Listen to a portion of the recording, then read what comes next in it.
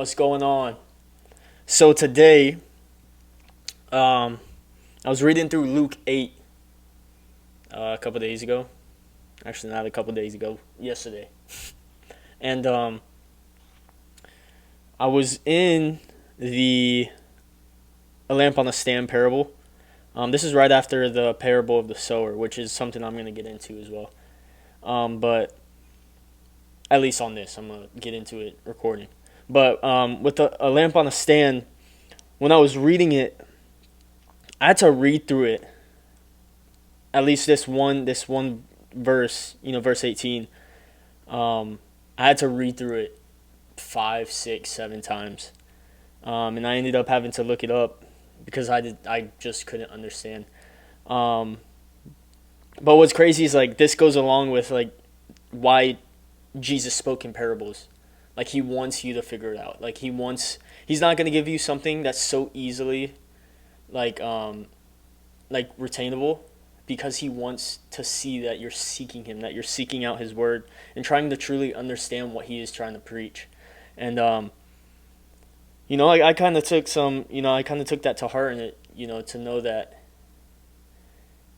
I'm in a place where I'm seeking him, right? And I hope and I pray that you're doing the same thing. And that's nothing for my glory. It's not for me to boast. This is all for God's glory, ultimately. Because what I learned here is what I can apply to my life, and I could apply to others, or I could try to apply to others, or try to teach others. But for this, two things, and I'll just read the whole thing real quick. But starting from Luke 8:16, no one lights a lamp and hides it in a clay jar or puts it under a bed. Instead, they put it on a stand so that those who come in can see the light.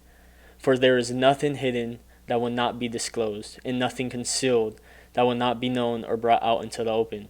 Therefore, consider carefully how you listen. Whoever has will be given more. Whoever does not have, even what they think they have, will be taken from them. And that last part is what I got stuck with for 7 times over when I was trying to read it. But I'm going to go over verse 17 first. For there is nothing hidden that will not be disclosed, and nothing concealed that will not be known or brought out into the open. And those are things that are like the secrets that you're trying to keep, right? And it's not even necessarily from people, but it's from God. Like, God knows your heart. God knows your intentions. God knows what you're thinking.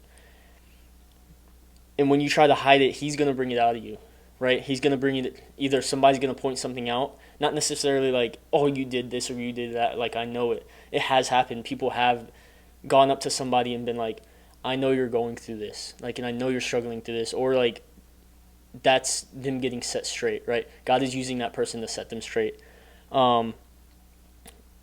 But it's like, that's why it's also so important, like, to be as raw and as like vulnerable with God. He wants you to actively seek and actively speak to him, right? Just because that's like your way of being like, I acknowledge where I'm messing up, and I want to give it to you, and I can't do this alone, and I can't handle this alone. Therefore, I'm going to give it to you, Lord, right? So that's just kind of a quick thing that I wanted to point out. But verse 18 is really what I want to look at. Is therefore consider carefully how you listen. Whoever has will be given more. Whoever does not have, even when they think they have, will be taken from them. And when I looked it up, how I wrote it was, I wrote it separate. The first sentence and then the second. So first sentence, whoever has will be given more. And I wrote it down, whoever hears God's word and puts it into practice, they will be given more. Whoever hears God's words and puts them into practice, they will be given more. And then the second part, whoever does not have, even what they think they have, will be taken away from them. And then I wrote, whoever does not put God's word into practice, the knowledge they think they have will be taken away. And the example I kind of used was like playing an instrument. It was like playing the piano.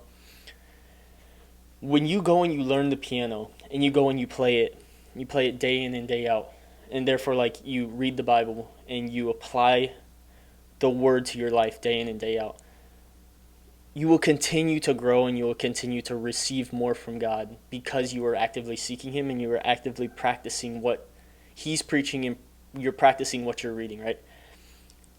But if you stop playing the instrument, if you stop doing these things, if you stop reading your word, if you stop trying to memorize verses, if you stop living out the things that God's word is teaching you to live out, it will be taken away from you.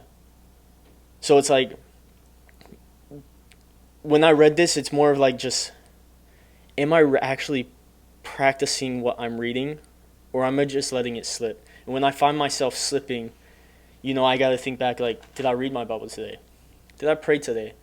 Did I apply the practices that God is trying to show me? Am I applying them to my life or applying it to others, right? So hopefully this helped. Hopefully this kind of just sparked something in your mind. I hope that the Spirit is guiding my tongue and guiding my thoughts in a way that's helping you. Maybe you needed to hear this today. So I hope you have a wonderful night. God bless.